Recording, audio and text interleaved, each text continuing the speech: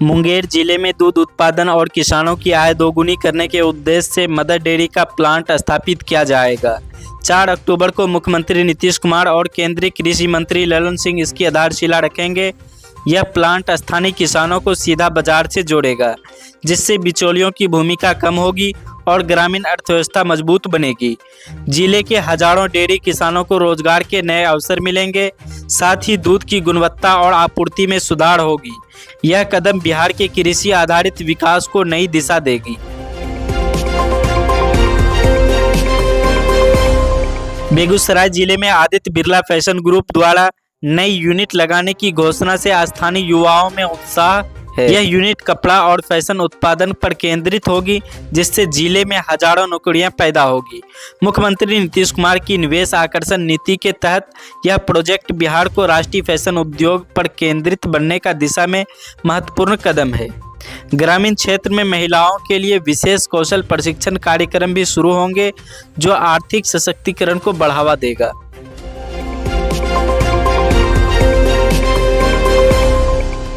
पटना में आयोजित बिहार फास्ट समिति 2025 में राज्य की राजनीतिक पर विकास पर गहन चर्चा हुई। एनडीए और महागठबंधन के नेताओं ने विकास योजनाओं पर बदहाली के आरोप तीखी बहस की। डिप्टी सीएम विजय सिन्हा ने कहा कि जाति के जहर से बिहार को बर्बाद करने वाले को जनता मौका ना दे।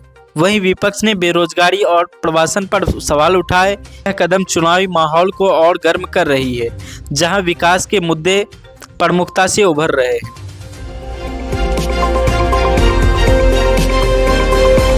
बिहार विधानसभा चुनाव 2025 को लेकर एनडीए और इंडिया गठबंधन में सीट बंटवारे पर दबाव तेज हो गया है।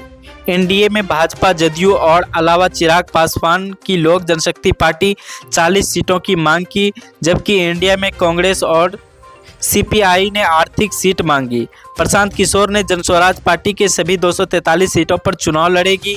चुनाव आयोग ने विशेष गहन संशोधन यानी एसआईआर के तहत वोटर लिस्ट अपडेट की, लेकिन तेजस्वी ने नाम हटाने का आरोप लगा, जिसे आयोग ने खारिज किया।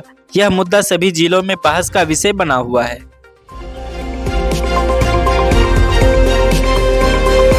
पूर्णिया सहित सीमांचल के 4 जिले जैसे पूर्णिया, कटिहार, किशनगंज और अररिया में आवासीय प्रमाण पत्र के लिए आवेदन की भारी संख्या दर्ज की गई।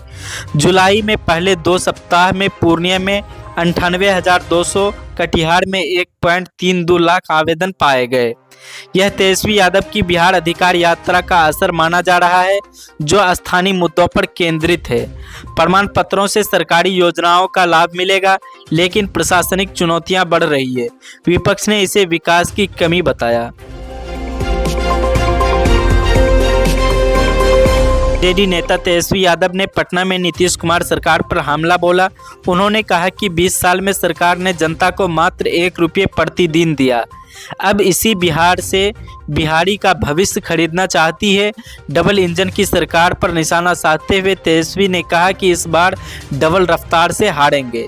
यह बयान चुनावी माहौल को और तल्ख बना रहा है, जहां बेरोजगारी और प्रवासन प्रमुख मुद्दा है।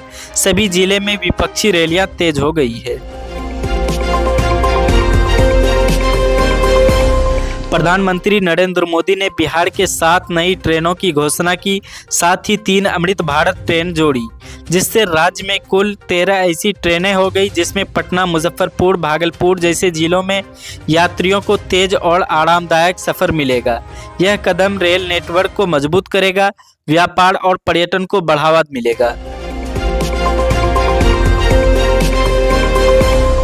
बिहार सरकार ने सचिव स्तर के 2 आईएएस अधिकारियों को तबादला किया। ट्रेनिंग पूरी करने के लिए अधिकारी को नई जिम्मेदारी सौंपी गई। यह बदलाव पटना और अन्य जिलों के प्रशासनिक ढांचे को मजबूत करने के लिए है। विपक्ष ने इसे चुनावी तैयारियां का हिस्सा बताया, लेकिन सरकार ने इसे रूटीन प्रक्रिया कहा। इससे भूमि सुधार और विकास योजनाओं में गति आएगी।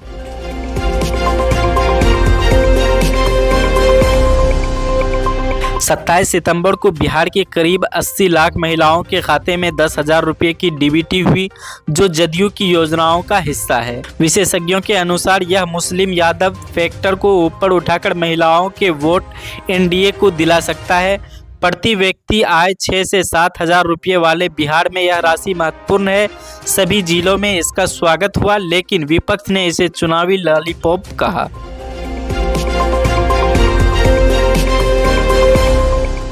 जन स्वराज पार्टी के प्रशांत किशोर ने डिप्टी सीएम सम्राट चौधरी पर 1995 के तारापुर हत्याकांड में फर्जी दस्तावेज पेश करने के आरोप लगाया। केस में चौधरी नाबालिग बताए गए, लेकिन चुनावी हलफनामे में उम्र अलग थी। यह खुलासा बिहार की राजनीति में भौचाल ला रही है। विपक्ष ने जांच की मांग की है, जबकि एनडीए ने इसे राजनीतिक साजिश बताया। सभी जिलों में बहस तेज हो गई है।